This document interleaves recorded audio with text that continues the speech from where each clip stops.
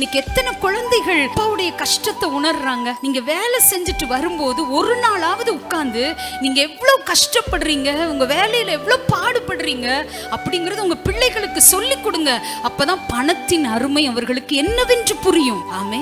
எங்க வீட்டுக்கு டெல்வின் வரும்போது நான் சொல்லுவேன், டே உங்க அப்பா கைய போய் பாடுறா, தேங்காய் உரிச்சு உரிச்சு உரிச்சு சதையே பிஞ்சிருச்சு, அம்மாவுடைய கஷ்டத்தை பாருடா, உணர்ந்து படி என்று சொல்லுவோம். அந்த மாதிரி உங்க பிள்ளைகளுக்கு கற்றுக் கொடுங்க. எவ்வளவு கஷ்டப்படுறீங்க, எவ்வளவு பாடுபடுறீங்க, எவ்வளவு உழைக்கிறீங்க, எல்லாம் உங்க பிள்ளைகளுக்கு நீங்க யாருன்னு தெரியும், உங்க வேலை யாருன்னு தெரியும். கஷ்டங்களை சொல்லாம வளர்த்திட்டு கடைசி நேரம் நீங்க கஷ்டமே படக்கூடாது. வயசானா கூட உங்க கெத்து குறையக்கூடாது, உங்க அதிகாரம் குறையக்கூடாது. இருக்காங்க அப்படின்னா மனோவா பாஸ்டரை பார்த்து அவங்க பையன் தானே சோறு போடுறா எனக்கு அப்படின்னு சொல்லணும். தம்பி சோறு போடு, அப்படி இல்ல சாப்பாடு போடு எனக்கு, அந்த மாதிரி அதிகாரமா இருக்கணும். நான் உங்களுக்கு சொல்லித்தரேன். வயதான காலங்கள்ல நீங்க கூனி குறுகி உங்க பிள்ளைகள் முன்பதாக நிற்க கூடாது. பிராக்டிகலா பேசுறேன். ஒரு தாய் 70,000 பென்ஷன் வாங்குறாங்க. பாஸ்டர்ட்ட வந்து அழுகுறாங்க, ஐயா பணத்துக்காக தான் ஐயா என் அம்மான்னு சொல்றாங்க, பணம் கொடுக்கல நான் செத்து போன்னு சொல்றாங்க. ஐயா எவ்வளவு வலியா இருக்குல்ல. 27 வயதுல அந்த அம்மா விதவையானாங்க. கணவரை இழந்து 3-4 பசங்களை வளர்த்தி ஆளாக்கி நல்ல கவர்மெண்ட் வேலைக்கு கொண்டு வந்து இன்னைக்கு கைய வளைன்றாங்களே பசங்க. எத்தனையோ விஷயங்களை காதுல கேட்கிறோம்.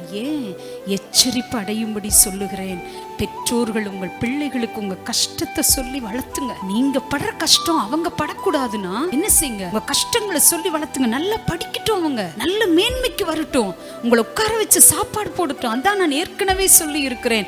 60 வயதிற்கு மேல் ஒரு தகப்பனார் வேலைக்கு போனா பிள்ளை சரியில்லைன்னு அர்த்தம். 15 வயசுல பையன் வேலைக்கு போனானா அப்பா சரியில்லைன்னு அர்த்தம். எழுதி வச்சுக்கோங்க. நான் சத்தியத்தை சத்தியமா பேசுறேன். நீங்க என்ன நினைச்சாலும் சரிங்க, எனக்கு கவலை இல்லை. எனக்கு எத்தனையோ பெற்றோர்கள் கண்ணீர் வடிக்கிறார்கள். இன்னைக்கு பாஸ்டரை ஆசீர்வாதமா இருக்கிறதுக்கு ஒரு காரணம், எந்த நாளிலும் எந்த நிமிஷத்திலையும் தாயையும் தகப்பனையும் எதிர்த்து நான் பார்க்கல. 22 வருஷத்துக்கு எதிர்த்து பார்க்கல. தேவ பிள்ளையே, அப்பா என்ன வேலைக்கு போறாரு, என்ன கஷ்டப்படுறாரு. சின்னதுல பெரிய பணக்கார பையங்க, வானா வர்ற கால் இருக்கு, போன்னு சொன்னா வேலை செய்யற கால் இருக்கு. ஒரே குடும்பத்துல ஒரே வாரிசு. இன்னைக்கு ஒத்தையா பிறந்தவங்க எல்லாம் எத்தனை கொழுப்பு இருக்கு சில பேருக்கு. அட்டி பட்டைய தீட்டணுன்ற என்னை என்கிட்ட விடுங்க, நான் கவனிச்சிடுறேன். ஒழுக்கத்துல வளர்த்தாம என்னங்க. நான் ஒரு பொண்ணுகிட்ட சொன்னேன், அறிவு ஒரு நாள் சில நேரம் அடங்கி போகாது. அறிவா இருக்கிறோம், நம்ம பெரியவங்களா இருக்கோம், அடங்கியே போகாது.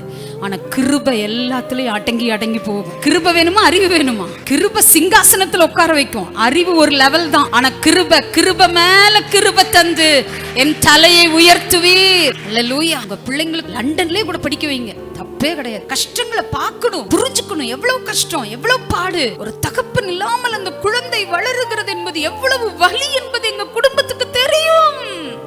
தேவ பிள்ளையே நல்லா வளர்த்துனாங்க, நல்லா ஆளாக்குனாங்க, படிக்க வச்சாங்க. இந்த காரியத்துல கோட்டை விட்டுட்டோமே அப்படின்னு நினைக்கும் போது நெஞ்சு பதறுது. தேவ பிள்ளையே சொல்லுகிறேன், பெற்றோர்கள் உங்க பிள்ளைகளை சரியா வளர்த்துங்க, சரியா வளர்த்துங்க. ஒவ்வொரு வாரம் இந்த சத்தியம் வந்தா, ஐயோ இந்த மண்ணா எங்களுக்கு கசக்குது அப்படின்னா சீக்கிரம் செத்து போயிடும். என்னைக்கு அவங்க சொன்னாங்களோ இதே மண்ணா தானா, இதே வார்த்தை தானா, இதே புத்தி தானா அப்படின்னு கேட்டவன் ஒருத்தன் கூட பாலும் தேனும் ஓடுகிற கானான் தேசத்திற்கு போக முடியலங்க. என்னைக்கு இதே வார்த்தை தானா, இதே ஜெபம் தானா, இதே வார்த்தைகள் தானா என்று சொல்லுகிறவர்கள் ஒன்றையும் அனுபவிக்க முடியாது.